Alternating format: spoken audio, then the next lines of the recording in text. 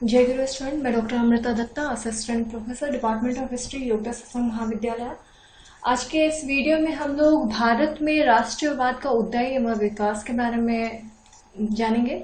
ये semester 6 CC 13 का paper है और मैं आपको ये बता दूं कि ये सवाल बहुत इम्पोर्टेंट है आज के एग्जाम के दृष्टिकोण से। और इस वीडियो में जो मेन टॉपिक है, जो मेन पॉइंट है कि राष्ट्रवाद का जो विकास हुआ या उदय हुआ, इसकी क्या तात्कालीन बिंदुएं थी, तो वो थी कि शोषणकाली जो आर्थिक नीति थी वो उसका बहुत बड़ा रीजन था कि राष्ट्रवाद का उदय हुआ। प्रशासनिक एकीकरण हुआ, यातायात एवं संचार के साधनों का विकास हुआ, प्रेस एवं साहित्य की भूमिका बढ़ी, सामाजिक धार्मिक सुधार आंदोलन, जातीय भेदभाव, आधुनिक पाश्चात्य शिक्षा, लॉर्ड लिटन की नीति, एल्बर्ट बिल विवाद और विभिन्न संस्थाओं की स्थापना हुई। तो इस वीडियो की महत्वपूर्ण बिंदुएं ये सब हैं जो आप पढ़ेंगे और इसके बाद की जितने भी वीडियोज आएंगे उसके विस्तार के बारे में भी आप जानेंगे कि राष्ट्रवाद का जो विकास और उदय हुआ इसमें भारत में क्या स्थिति पनपी या बढ़ी। तो हम लोग ये जानते हैं कि भारत में जो राष्ट्रवाद का उदय एवं विकास हुआ वो 19वीं शताब्दी के उत्तरार्ध में राष्ट्रीय भावना के विकास के परिणाम स्वरूप राजनीतिक आंदोलन का सूत्रपात बना। भारतीयों ने राजनीतिक आंदोलन के माध्यम से अंग्रेजी सत्ता से मुक्ति प्राप्त करने के लिए एक लंबा संघर्ष किया।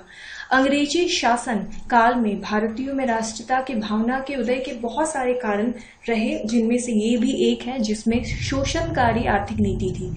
आधुनिक भारतीय राष्ट्रवाद का उदय विदेशी प्रभुत्व को चुनौती देने के रूप में विकास अंग्रेजी शोषणकारी आर्थिक नीतियों से भारतीय कृषि, परंपरागत उद्योग एवं हस्तशिल्प नष्ट होने लगे।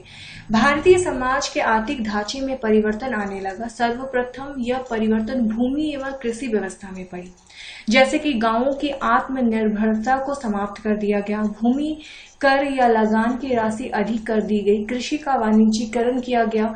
अब किसानों पर विशेष प्रकार की फसलें, रुई, जूट आदि उत्पादित करने के लिए दबाव डाला जाने लगा। जंगल कानून आधारित पारित कर चारागाहों एवं जंगल की भूमि के उपयोग करने के अधिकार छीन लिए गए। साथ ही साथ ब्रिटेन के व्यापारियों के हित में भारतीय उद्योग धंधों को नष्ट किया जाने लगा। ब्रिटिश नीति के परिणाम स्वरूप सबसे पहले भारत का वस्त्र उद्योग नष्ट हुआ। ब्रिटेन ने अपने उद्योग के लिए भारत को कच्चे माल उत्पादक देश के रूप में परिवर्तित किया। अंग्रेजों ने ब्रिटेन के कारखानों में बनी वस्तुओं की खपत के लिए भारत का एक मंडी के रूप में उपयोग किया। यानी कि भारत पूरी तरह से अंग्रेज पूरी तरह से भारत को एक बिजनेस के तौर पे सामने लाया। भारतीय हस्तकार एवं शिल्पी बर्बाद होने लगे। ब्रिटेन के पूंजीपतियों ने चाय बागान, कोयला खानों, रेलवे, बैंकों आदि में अपनी पूंजी लगाई। स्वदेशी उद्योगों के पतन से भारत की गरीबी में वृद्धि हुई। अंग्रेजी शासन में भारतीय समाज में नए वर्ग का उदय हुआ। अंग्रेजों की शोषण नीति से इस वर्ग के आर्थिक, राजनीतिक एवं सामाजिक हितों का एकीकरण हुआ। मजदूर, पूंजीपति, व्यापारी, बुद्धिजीवियों, मध्यम वर्ग के आदि में राष्ट्रीय चेतना जागृत होने लगी। प्रशासनिक एकीकरण इसके महत्वपूर्ण बिंदुओं में से एक था, जैसे कि अंग्रेजी सरकार ने अपने हितों के लिए एक समान कानून एवं एक प्रकार की न्याय व्यवस्था स्थापित की। एकीकरण प्रशासनिक व्यवस्था से भारतीय लोगों में पारस्परिक संपर्क बढ़ा। इसके परिणाम स्वरूप भारतीयों में राष्ट्रीय भावना का विकास हुआ। यातायात एवं संचार के साधनों का विकास हुआ, जैसे कि रेलवे, मोटर और आवागमन के अन्य आधुनिक साधनों ने सामाजिक स्तर पर भारतीयों को एक सूत्र में बांधने में महत्वपूर्ण योगदान दिया। जैसे कि आवागमन के साधन अंग्रेजी साम्राज्य की सुरक्षा के माध्यम थे, किंतु इसने भारतीयों की राजनीतिक आंदोलन के लिए संगठित करने का कार्य किया। जैसे कि तार, डाक आदि संचार के साधनों ने विचार के आदान प्रदान एवं राजनीतिक आंदोलनों के कार्यक्रम निश्चित करने में सहायता प्रदान की। साथ में प्रेस एवं साहित्य की भूमिका भी बढ़ी। जैसे प्रेस ने राष्ट्रीय चेतना के उदय में महत्वपूर्ण योगदान दिया। इसने लोगों को राजनीतिक शिक्षा प्रदान दी, आर्थिक एवं राजनीतिक विचारों का प्रचार किया, ब्रिटिश सरकार की शोषणकारी नीतियों एवं कार्यवाहियों की आलोचना की। अंग्रेजों के दुर्व्यवहार, भारतीयों के साथ जातीय भेदभाव आदि के समाचार मुख्य रूप से समाचार पत्रों में छपने लगे। समाचार पत्रों के माध्यम से जनता के मध्य जनतंत्र, प्रतिनिधि, सरकार, स्वाधीनता आदि विचारों का प्रचार हुआ।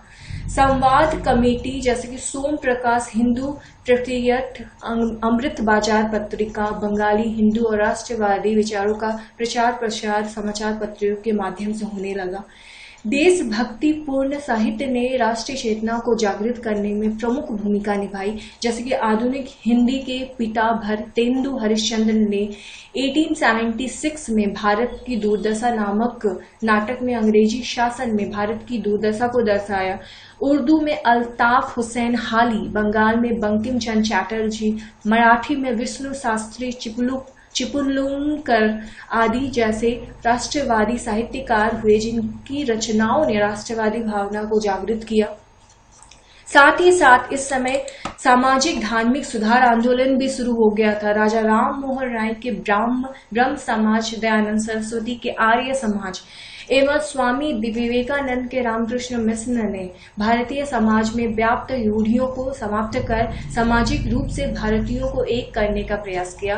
भारतीय संस्कृति के गौरव का उजागर कर आत्मसम्मान की भावना का विकास किया। इन सुधार आंदोलनों ने भारतीयों में राष्ट्रवादी भावना उत्पन्न किया। जैसे कि इस समय जातीय भेदभाव भी शुरू हो गए थे। ब्रिटिश सरकार एवं अंग्रेजों की जातीय भेद की नीति के कारण भारतीयों के मन में अंग्रेजों के प्रति घृणा की भावना बढ़ गई। यह अधिकांश देखने में आता है कि रेल के ही डिब्बे में अंग्रेज भारतीयों को अपने साथ यात्रा करने की अनुमति नहीं देते थे। भारतीय यूरोपीय लोगों के क्लब में नहीं जा सकते थे। ऐसे बहुत सारी चीजें हैं जो उस टाइम व्याप्त थी। साथ ही साथ आधुनिक पाश्चात्य शिक्षा भी सामने आई। पाश्चात्य शिक्षा प्राप्त भारतीयों ने यूरोपीय राष्ट्रों के समसामयिक राष्ट्रवादी आंदोलनों का अध्ययन किया। वे मैजिनी, गैरिबाल्डी जैसे नेताओं के कार्यों से प्रभावित हुए, बर्ग, मिल आदि के विचारों से परिचित हुए और एक मजबूत एवं एकताबद्ध भारत को बनाने का प्रयास किया। सबसे इम्पोर्टेंट इस राष्ट्रवादी व्याप्त में था लॉर्ड लीटन की नीति। जो गवर्नर जनरल लॉर्ड लीटन के कार्यों ने भारतीयों में असंतोष की भावना भर दी। जैसे कि इसने 1877 ईस्वी में जो भयंकर अकाल के समय भव्य दिल्ली दरबार का आयोजन किया गया, जिसमें ब्रिटेन की महारानी विक्टोरिया को भारत की सामग्री घोषित किया गया था। और सम्राज्ञ ये घोषित करने के साथ ही उन्हें 1878 ईस्वी वर्नाक्युलर प्रेस एक्ट द्वारा भारतीय समाचार पत्रों में प्रतिबंध लगाया जाने लगा, जिसमें 1878 ईस्वी में सशस्त्र एक्ट द्वारा भारतीयों के सशस्त्र रखने पर प्रतिबंध लगाया गया। इतना ही नहीं, इल्बर्ट बिल विवाद भी एक्ट भी बनाया गया, जिसमें लॉर्ड रिपन के समय 1883 ईस्वी में इसकी परिषद के विधि सदस्य पीसी एल्बर्ट ने एक विधेयक प्रस्तुत किया, जिसे एल्बर्ट बिल कहा गया। इस प्रस्ताव में भारतीय न्यायाधीशों को यूरोपियनों के मुकदमों का निर्णय का अधिकार दिए जाने का प्रावधान था, किंतु यूरोपियनों के विरोध के कारण यह बिल पारित नहीं हो पाया। साथ में राष्ट्रवाद का विकास और उदय के समय विभिन्न संस्थाओं की भी स्थापना हुई, जैसे कि ईस्ट इंडिया एसोसिएशन, पूना सार्वजनिक सभा, इंडियन एसोसिएशन, मद्रास महाजन सभा, Bombay presidency association, Indian national Congress आदि ऐसी संस्थाओं की स्थापना इस समय हुई, जिसने राजनीतिक चेतना को जागृत करने में महत्वपूर्ण योगदान दिया। तो राष्ट्रवादी जो विचारधारा व विकास व भावना इस तहत बहुत उच्च कोटि में चली गई थी, यानी कि लोग राष्ट्रवाद की भावना में पनप रहे थे, यानी राष्ट्रवाद की भावना में अपना लाइफ बिता रहे थे। तो अगर देखा जाए तो राष्ट्रीय हित के लिए लोगों ने अपने अलग अलग पॉइंट्स बना लिए थे कि इन चीजों में मुद्दा में हमें काम करना है और देश को आजाद करने के लिए अग्रसर होना है।